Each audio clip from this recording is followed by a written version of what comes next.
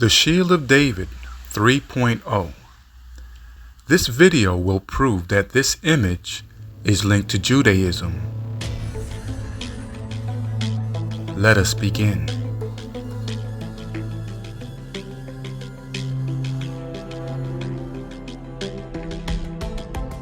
The oldest evidence of King David's symbol as a religious or national identity can be found in Paphos, Cyprus, in the house of Dionysus. According to Cyprus Department of Antiquities, the house seems to have been built at the end of the 2nd century. In observation, you can see that the floor tiles of the house has many symbols, some of which are David's name. This is the name David. The name David appears as two triangles, one upright and the other inverted on top, which creates a 6-pointed object. It looks like a star. However, it is not a star. It is David's name. It is also called the Magen David. Next to David's name, there appears to be a swastika. However, it is not a swastika. It is David's name emphasized. This floor can be considered a Davidic Judean Christian motif because next to David's name is the original Judaic symbol of Christianity. This is an 1850s image of a Senegalese man wearing that Christian symbol, as well as wearing Hebrew garments. The floor, dubbed the House of Dionysus, has Christian and Davidic motifs everywhere. And I mean everywhere.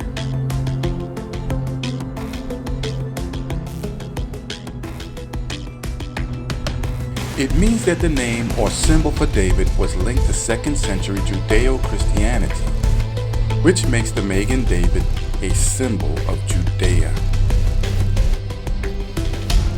David's name can also be found at what is being called Capernaum, Israel, at an ancient church called the White Synagogue. According to BassLibrary.org, the White Synagogue is disputably dated between the 1st and the 5th century. The reason is, the 5th century White Synagogue was built on the remnants of a burnt 1st century synagogue. The White Synagogue, known as a church, is where we find David's name associated as a religious icon. This is an image of the Shield of David, which was an icon on the Judaic church, which means it was a symbol used by ancient Judeans. The White Synagogue was built with many images that Judeans identified with, such as grapes, Numbers 13:23, and pomegranates, Exodus 39:24, as well as palm trees and open flowers, 1 Kings 6:35. There's also an image of an ark, Exodus 25:10-11. Also found at the site of the White Synagogue is an altar depicting a menorah, Exodus 25:21-22, as well as priestly water jugs, Exodus 30:17-20. And if you look carefully, you will see the ancient symbol of Christianity, the symbol of truth. Thus, all those images are Judaic icons, which makes David's name also a religious icon. And most religious icons can be connected to a national identity. Did you know that no other people use the symbol of David as a national identity, except for people who claims to be or wants to be Judean, such as the African American Moorish Jews, the South African Lemba Jews, the German Ashkenazi and Sephardic Jews, as well as the West African Nigerian Igbo Jews. Therefore, the White Synagogue shows and proves that the symbol for the name David is historically a national symbol of Judea.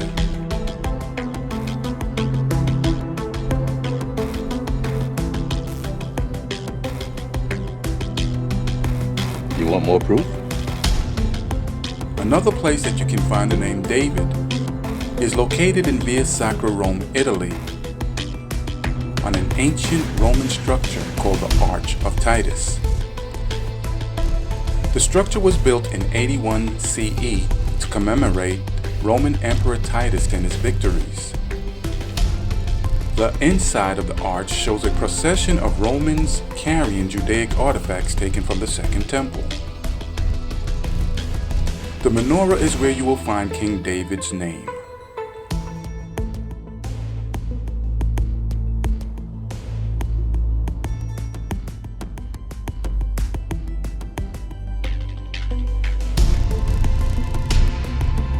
According to 1 Chronicles 28:11, David gave Solomon the pattern in which the temple and its treasuries should be made.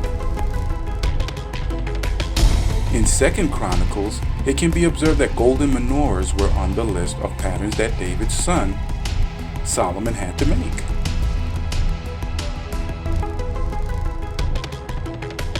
Therefore, the pattern of this menorah found on the Arch of Titus is David's pattern.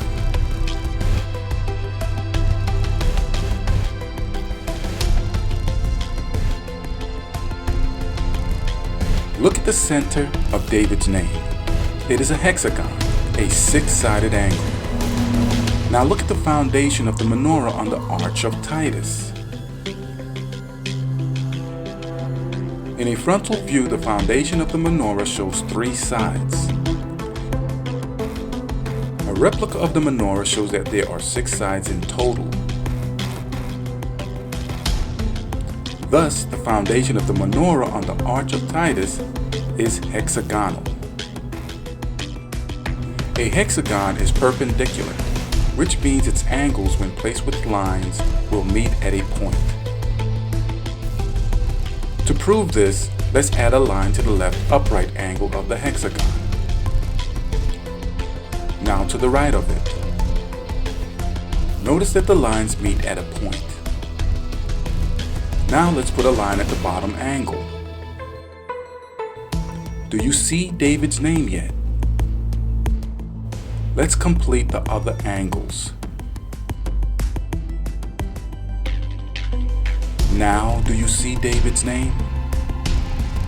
Solomon made the foundation of the menorah out of David's name. The menorah was David's plan. The foundation of the menorah is two hexagons, one large and one small. The two hexagons total 12 sides, which can be considered a symbol of the 12 tribes of Israel. And the main lampstick, the light of Yahweh. However, Israel and Judea failed, and Yahweh's light was removed, which creates a void in David's name, and leaves the children of Yahweh with a symbol such as this. Thus, it is proven that the symbol for David is linked to Judaism through worship, nationality, and ancient symbolism. Remember, this symbol is not a star. In English, it is called the Shield of David. In Hebrew, it is called the Magen David. Let's find the Magen David in Scripture. 3 Bible stories that connects to the Shield of David.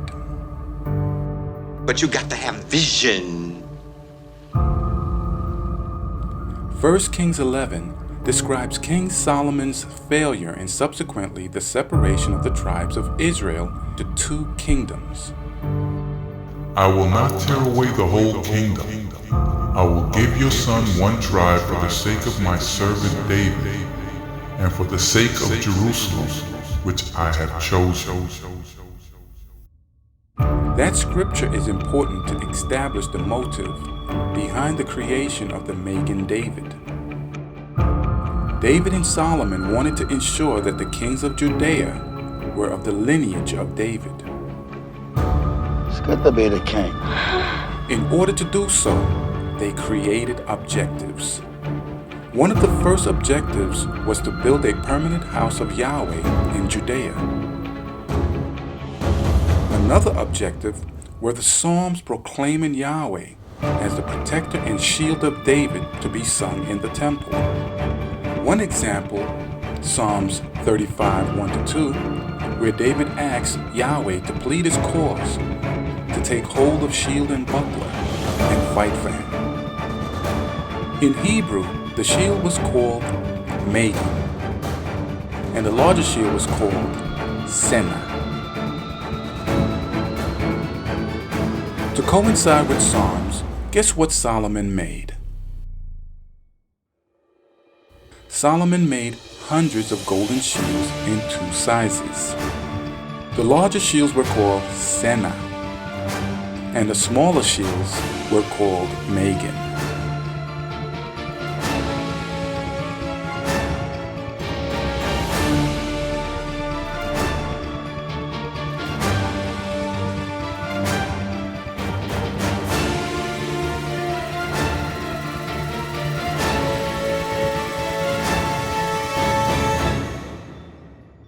King Solomon turned his heart after other gods, and Yahweh became angry with him. Then Yahweh promised Solomon that he would tear the kingdoms away from his son. Solomon died and his son Rehoboam reigned, and trouble began for the throne. In the first year of King Rehoboam, the children of Israel no longer wanted to be ruled under the Davidic monarchy, so they separated. I never yielded! And as you can see, I am not dead! Israel paid Rehoboam no mind and chose Jeroboam to be king of Israel. All that challenge is over with. I'm the king now. And just like that, the children of Jacob became 2 kingdoms.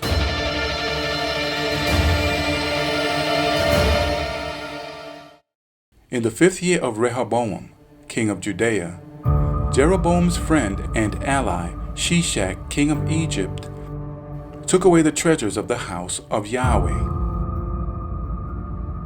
He also took the Magens of gold which King Solomon had made. The Bible goes on to say, King Rehoboam replaced the golden Magens with brass Magens, and they were used to guard him at the king's house. The shields were also used to escort Rehoboam when he entered the house of Yahweh. What was so special about those Magens?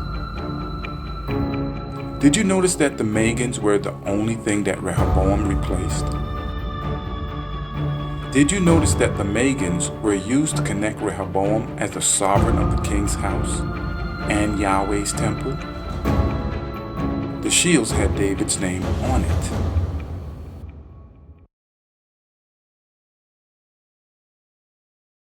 "77 years later, the Davidic monarch was terminated by a woman king. Her name was Athaliah. She was the daughter of Ahab, king of Israel, of the tribe of Issachar.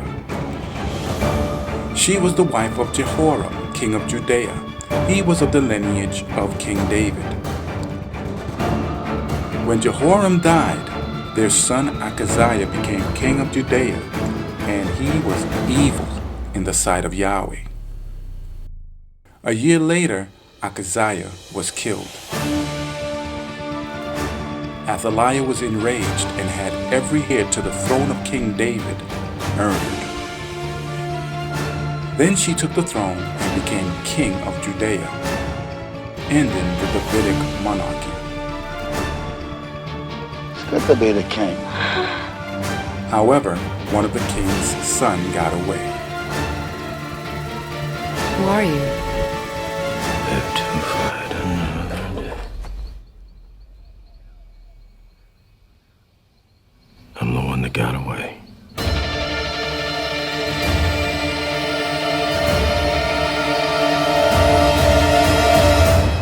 Seven years later.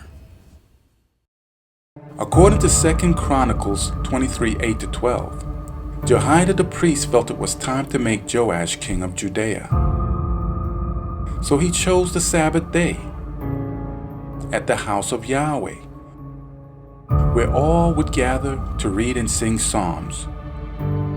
Jehoiada gathered the Levitical priests and reminded them of Yahweh's promise. Behold, the king's sons shall reign, as Yahweh has said of the sons of David. So as a means of authority and protection, Jehoiada the priest delivered to hundreds of captains, spears, magons, and shields that had been King David's. They were David's and Hadadezer's shields. So now you know whose shields Solomon made of gold that were taken away by Shishak, king of Egypt, then remade of brass by Rehoboam. The same magons that Rehoboam used to establish itself as heir to David's throne. The same shields that Jehoiada used to establish Joash as the heir to the throne of David. The shields were kept in the house of Yahweh to establish the promise that the house of David would reign in Judea. Behold, the king's sons shall reign, as Yahweh has said of the sons of David.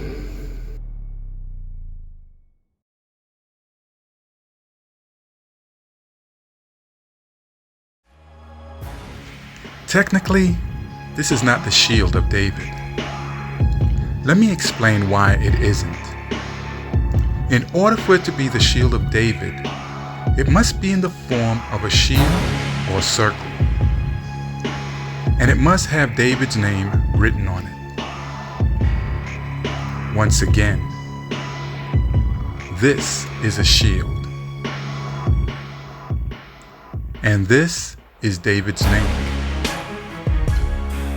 This is the spelling of the name David in modern Hebrew.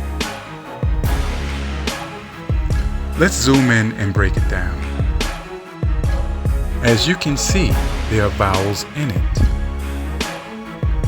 The ancient Hebrews did not write with vowels. So, let's remove the vowels. Now that we've done that, there's something else you need to know. This is the Hebrew Y.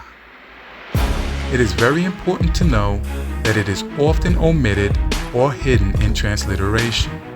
For example, the name Simeon in Hebrew has a W. However, in English and other European translations, it does not. This can also be observed in the name Lawi, where the V is used as a W, as in Levi. The Hebrew Yosef is transliterated to Joseph in English without the W.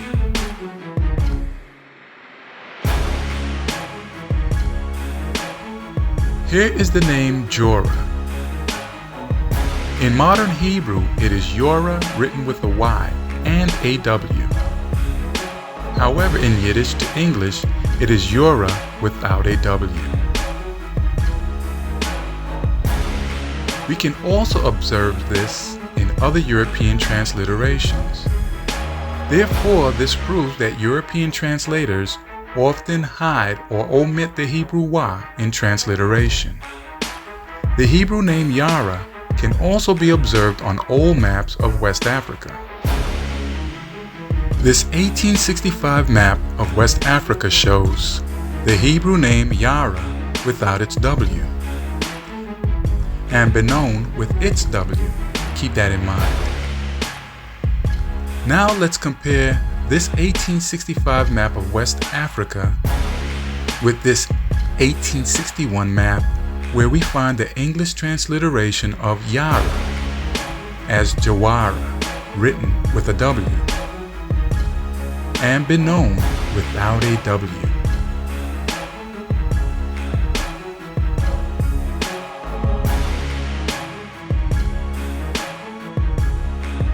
This 1749 map of West Africa by Jean Anville shows a city in Old Benin spelled Or without a W. Now let's compare that with the 1628 map of Africa by Frederick Witt that shows Or as Awere with its W. The Hebrew word Or means light. Thus the light of Benin helps to prove that the Wa is often hidden or omitted. Therefore, let's remove the Wa. Now we have just two Hebrew D in the name David. Let's create a pattern by joining one D up and another down. This is the name David. Now let's conjoin the Hebrew D angling to the right and the other angling to the left. This is the name David emphasized. It looks like a Nazi swastika, doesn't it? However, the Nazi swastika faces opposite. Satan turns everything opposite and away from its original purpose in order for you to hate God's truth. This is David's name. Not what you were looking for, was it? Let's find David's name in the ancient alphabets. This is a chart of the Hebrew alphabet. This is the symbol for the letter D that is in use today. However, it is not the symbol that we are looking for. Do you know why? Solomon did not write in Masoretic or Aramaic Hebrew. Do you know why? Solomon did not live between 550 BC and the present. King David and King Solomon lived before 550 BC, in what historians call the Mosaic period. David and Solomon timeline was during Paleo-Hebrew. Therefore, let's find the letter D in this timeline. Voila! There it is. Looks familiar? It is the Hebrew letter D as in David. When Solomon created David's golden shields, he placed the first letter D upright, and the second letter D he inverted on top of the first. This is David's name on a shield.